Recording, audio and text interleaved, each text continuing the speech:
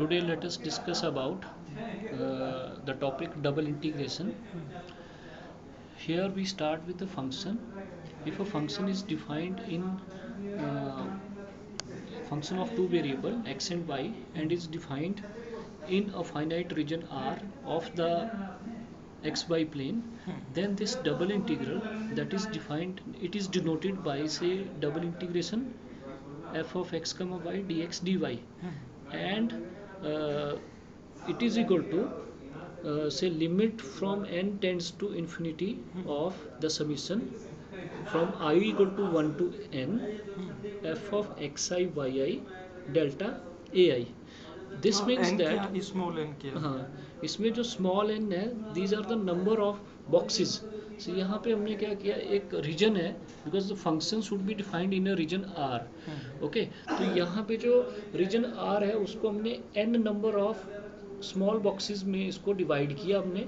फिर ith box के ऊपर कंसंट्रेट किया एंड आईएथ बॉक्स का से if F xi yi is the function associated with this ith box, and delta ai is the area of this ith box. Okay, then we will multiply this function with the area, and we will take the sum of all these n number of boxes, and if this n approaches to say infinity, in that case this sum is called as a double integral. Okay, and moreover this limit should exist, and then I is called as a double integral of the R function. is the finite region. Yeah, I is a finite region, clearly it is mentioned. ये जो mention किया It is a finite region.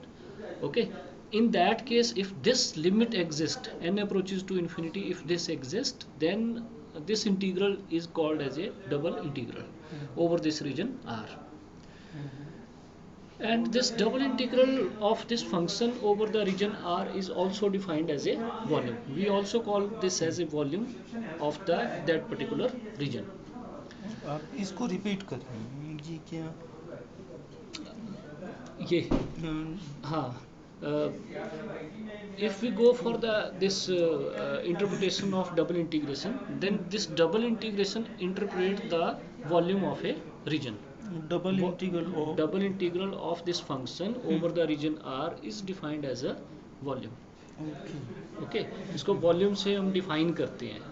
अभी अभी इसके जो benefits हैं double integrals के, we can find the volume enclosed by a region, we can also find the area of the region, we can also find say typical kind of integrals which cannot be evaluated directly, we can evaluate it with the help of double integral, and we can also find moment of inertia, centroid, etc. Next we will try to study about various methods of evaluation of double integration. So as such, this evaluation of double integral, that depends upon the region. The region may be regular along y-axis, the region may be regular along x-axis, and the region may be regular in x-axis or y-axis both. So we'll focus on the case number 1, when the region is regular in the y direction, that is when x boundaries are constant, that is when x equal to a and x equal to b are fixed, and y boundaries are variable, that is y is a function of x, and a second upper boundary that is also a function of x. So it is denoted like this. Say we fix the region, say x equal to a, that is constant, x equal to b, that is also constant, and in between we have this y is a function of x, say phi 1x. So this is a curve in xy plane, and another curve is there, say y equal to phi 2x. Okay, so the enclosed region is denoted by capital R and it is shaded. Now to find the integral, double integral of any function f of x comma y over this region R, what we do, we draw a strip. This is red highlighted strip. We draw a strip parallel to y-axis if y limits are variable, or y curves are, y boundaries are function of x, right? then we draw a strip parallel to y-axis. On this strip, the lower end is, यहाँ पे आपने जो है ना first case consider किया है हाँ, जिसमें आपका इसमें y फर्स्ट केस डायरेक्शन है के जिसमें y डायरेक्शन के अलोंग रीजन रेगुलर है. रेगुलर मींस कि उसकी x बाउंड्रीज हमने फिक्स कर दी और y के अलोंग जो है वो वेरी कर रहा है. और ये बाउंड्री आप x is equal to A और x is equal to B B पे ले है. रहे हैं. इसका मतलब ये हुआ कि ये कांस्टेंट होगी, ये value. कांस्टेंट होगी. x इक्वल टू ए से के लेफ्ट में कुछ भी नहीं है और x इक्वल टू बी के राइट में देयर इज नथिंग. ओके, और ये जो लाइन, हाँ, ये कर्व जो ड्रा किए हैं, ये फंक्शन हो गया अब आपके ये फंक्शन हो गया आपका से X x का से y is a function of x. तो यहाँ पे ये इसमें इस क्या हुआ, एक्सिस के जो अबाउट जो जैसे जैसे हम y x को इंक्रीज कर रहे हैं ना, तो y आल्सो चेंजेस.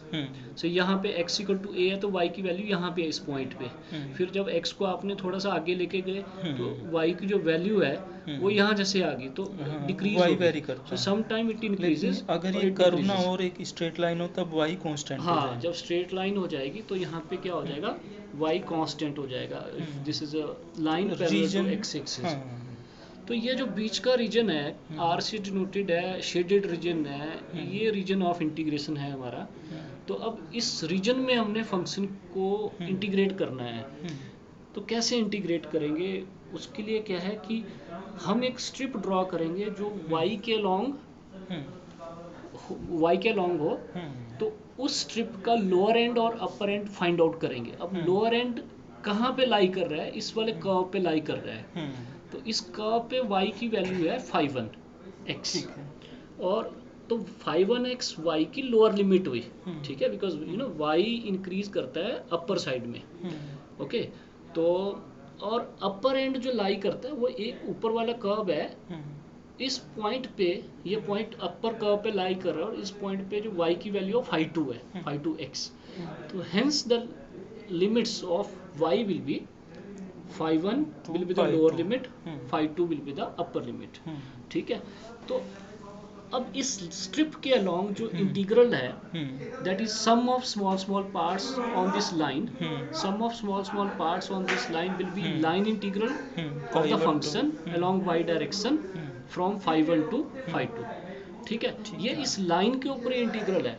अब इस टाइप के हम we can infinitely so many integrals we can add of such type from x equal to a to x equal to b to cover the full region. Okay, it means we have to add such type of strips from a to b. Addition of such type of strip is another integral from a to b. So this is what, this is a strip, and now we want to add n number of strips from x equal to a to x equal to b along x axis. This will give the second integral, and hence the complete double integral for this. ये case function. 1 case 1 है जो y direction के along regular था. अब हम second case study करेंगे जो x direction के अलोंग रेगुलर है. तो उसमें सेकंड केस में क्या है, the region is regular along x direction, means y equal to c and y equal to d boundaries are fixed. Constant boundaries हैं पैरेलल टू x एक्सिस. और ये दो कर्व हैं, एक 5.1y और एक है 5.2y. ओके, तो ये here x is function of y and also function of y on this side. Again हम सेम वे में चलेंगे because the region is regular along x direction. तो अब इस केस के अंदर x वेरिएबल है. हाँ, इस केस में क्या है, आपका फंक्शन जो है जो x है वो y के ऊपर डिपेंड कर रहा है. वेरिएबल दोनों हैं, x is also variable, y is also variable, but जो y की बाउंड्रीज हैं वो फिक्स्ड है. ठीक है, और जो ये रीजन है आपका, ये x एक्सिस के लॉन्ग रेगुलर हो जाता है. ठीक है, तो अगेन हम क्या करेंगे, क्योंकि देखो the region is regular along x axis, so we draw a strip parallel to x axis. अब इस स्ट्रिप के दो एंड है, एक लोअर एंड है, एक अपर एंड है. Lower and will be the lower limit of x, upper and will be the upper limit of x. अब लोअर एंड कहाँ पे लाई कर रहा है, कर्व के ऊपर. कर्व की इक्वेशन क्या है 5.1y, और अपर जो कर्व है उसकी इक्वेशन है 5.2y. तो x की जो लिमिट्स हैं वो आ जाएगी 5.1 से लेके 5.2 तक. अब ये सेम केस बनेगा, line integral on this strip is represented like this.